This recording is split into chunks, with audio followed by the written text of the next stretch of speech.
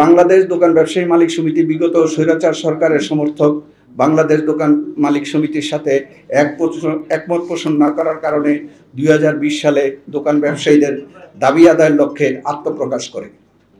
জিডিপিতে দ্বিতীয় সর্বোচ্চ অবদান রাখা 70 লক্ষ দোকান ব্যবসায়ীদের প্রায় 2 কোটি লোকের কর্মসংস্থান করে থাকে। ভ্যাট প্রদানে আমরা বিরোধী নই, তবে ভ্যাট আদায়ের সহজীকরণের পক্ষে আমরা। ভ্যাট আদায়টা হতে হবে ভ্যালু অ্যাডেড শতকরা হারের উপরে নির্ধারণ করে তার উপর দোকান ব্যবসায়ীরা ভ্যাট প্রদানে ইচ্ছুক।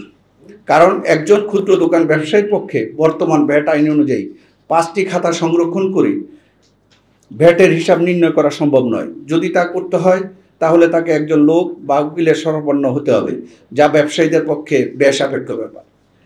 প্রায় 70 লক্ষ দোকান ব্যবসায়ীদের বর্তমান টিকে থাকাই যেখানে কষ্টসাধ্য, সেখানে ভ্যাট বৃদ্ধি দোকান ব্যবসায়ীদের ব্যবসা বন্ধ হওয়ার উপক্রম। বর্তমানে ক্ষুদ্র দোকান ব্যবসায়ীগণ সুদ বৃদ্ধির কারণে ঋণ খেলাপিতে পরিণত হওয়ার পথে। অতএব ক্ষতিগ্রস্ত দোকান ব্যবসায়ীদের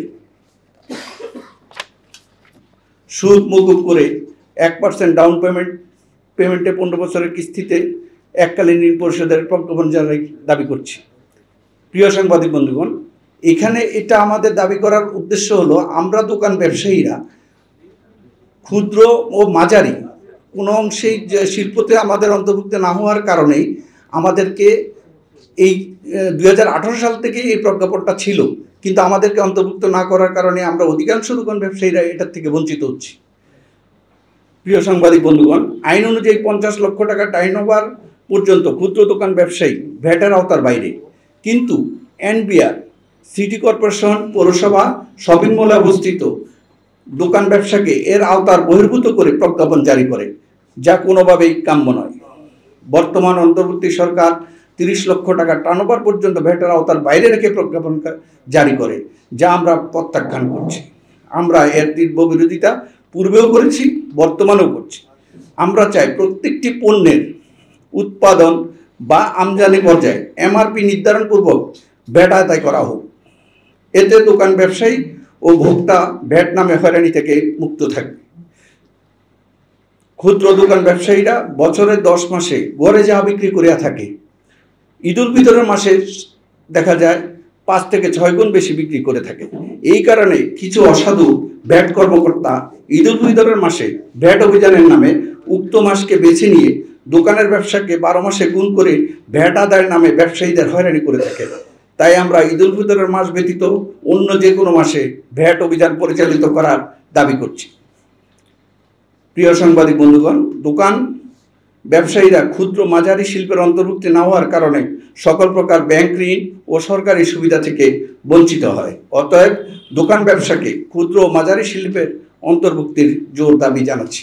সকল পণ্যের বর্ধিত ভ্যাট প্রত্যাহার পূর্বক 50 লক্ষ টাকা টার্নওভার পর্যন্ত ভ্যাট মুক্ত রেখে সিটি কর্পোরেশনের, পৌরসভা, শপিং মলে অবস্থিত দোকান সহ সকল দোকানের ক্ষেত্রে কার্যকর করার দাবি করছি।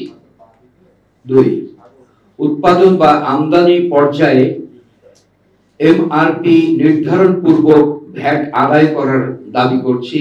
ঈদ উল ফিতরের মাস ব্যতীত অন্য যে কোনো মাসে ভ্যাট অভিযান পরিচালিত করার দাবি করছি।